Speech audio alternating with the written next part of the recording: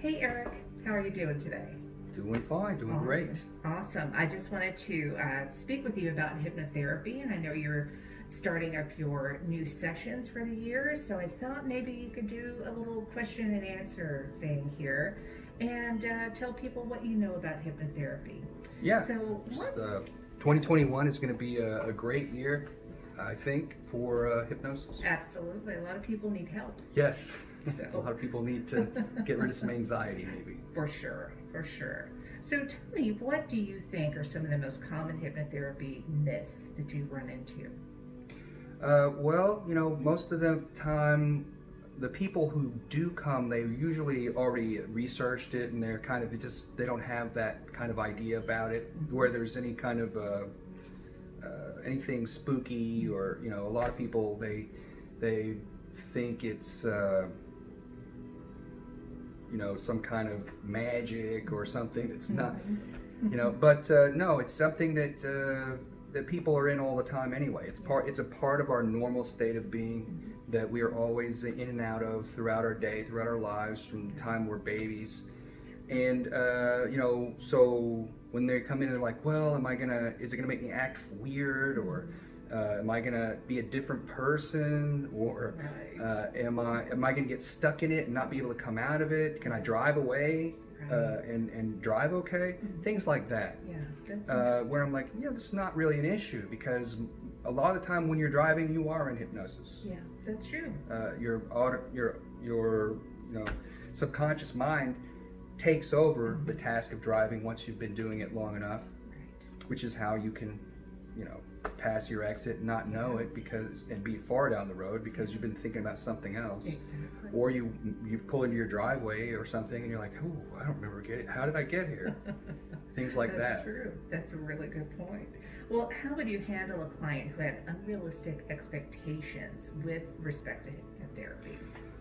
Well, unrealistic expectations, some person might think that it's going to turn them into some sort of superstar, and it could possibly in some field or area of their life. They might get a lot better at it. But it's not going to make you have any superpowers. You're not going to, be able to float or levitate. But I think the most common, would be the other way. I think that people, the expectation might be a negative expectation that it might not work. I think a lot of people, they'll be like, well, that felt so good. I feel like I just had some kind of massage or something, but I really hope it works, or something like that. Like you're hoping it works after, no. So what I try to do before the session even begins is talk about that. And talk about how important it is. It's like a faith. Going to the faith healer. You gotta have faith, right? It works. It doesn't just work. It's effective, and it has been proven effective since, over hundreds of years. Yeah, that's so true. So, what steps do you take to ensure that clients achieve their desired results? Well, first, it's the interview in the beginning. Right? In order to make sure they achieve their desired results, I got to interview that person and find out what the root causes of their issue are, but also what are their hobbies, what do they enjoy. These are questions it helps me to replace maybe a habit they want to change with something that's enjoyable, or or some sort of other thought process, that helps them pass through some sort of moment of, I'm going to eat this cake, or I'm going to smoke these cigarettes, or something like that. Okay. And how would you deal with a client who is skeptical about hypnotherapy? It kind of comes back to the first question. Yeah, again, I try to handle everything before the session starts. The session really starts when someone walks in the door, because when they first come in, I want to make sure to dispel any myths, of course, but also talk about how it works. If they're skeptical, they probably are someone who has a reasoning, more scientific mind, and they want to know how it works.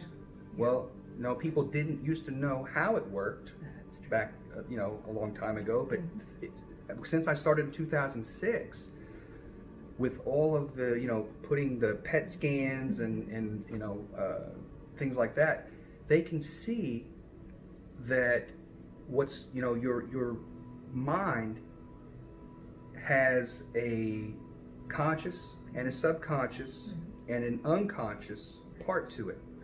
You have that animal brain, that basic level, keeping your heart beating, making your lungs and your diaphragm move, pumping the blood, and the organs are working. That's your unconscious mind at the lowest level. And then you've got your subconscious mind. That's the biggest part of your mind. 95% of everything comes from that. That is where all your programming is. That is literally, like, think about it as a computer program. That's the majority of the program right there. And you're driving down the road, and even though you don't know how you passed your exit so far back, but there's cars everywhere, and you didn't hit anybody, you didn't go out of your lane. How did that happen? While you were visualizing some problem or something that you were thinking of, and literally, like a movie in your mind, you're seeing the pictures, and yet somehow the subconscious mind is still watching the road, still sees the lights come on whenever somebody hits the brakes. All of that. Crazy, isn't it? It is. Really, so, it's what we do is we take the conscious mind and we give it something to do, so that it takes it out of the picture and gives it a little task, so it goes away for a minute, and it opens up this door to the subconscious mind.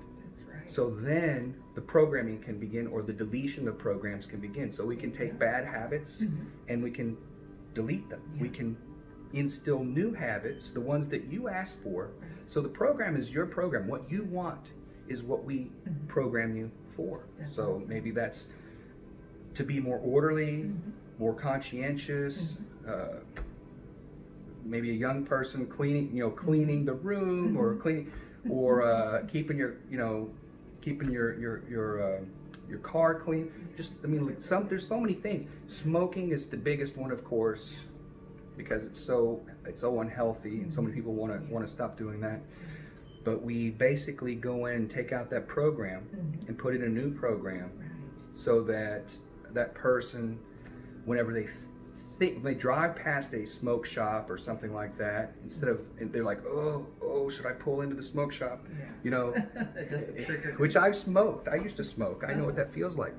And you're like, oh boy, and you're like, wait, because whenever that feeling comes, that's the trigger or the anchor that we put into the hypnosis programming, so that when you feel that, that just triggered that whole hypnosis thing again. The whole programming comes in, and you're like, okay.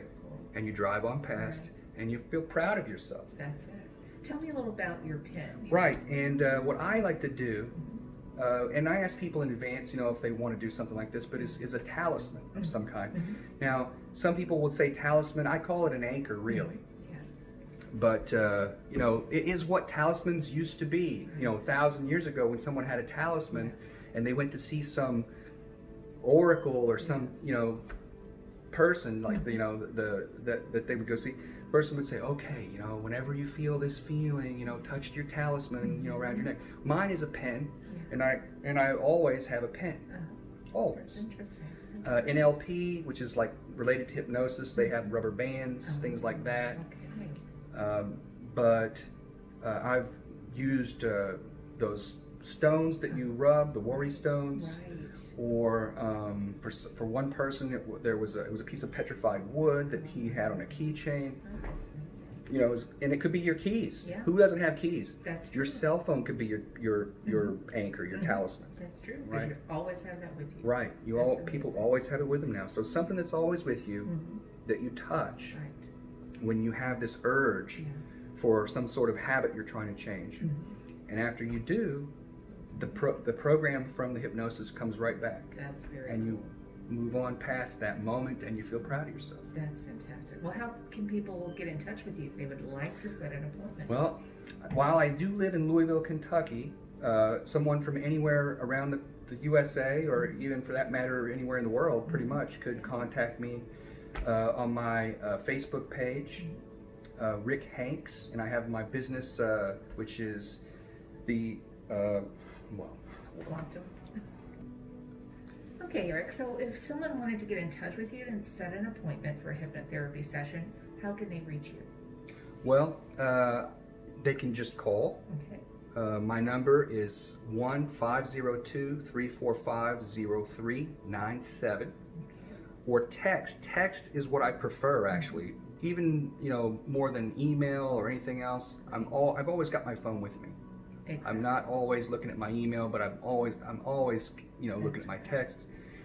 My email is a great way if you have a lot you want to say or whatever, and explain the situation. My email is qmllcusa@gmail.com Wonderful. for quantum mind hypnosis. Right? qmllcusa@gmail.com. So you can email me, or just call or text. Text is preferred. Yeah, that sounds wonderful. Well, thank you so much, Eric. I wish you much success. Thank you much. Thank you. Bye-bye.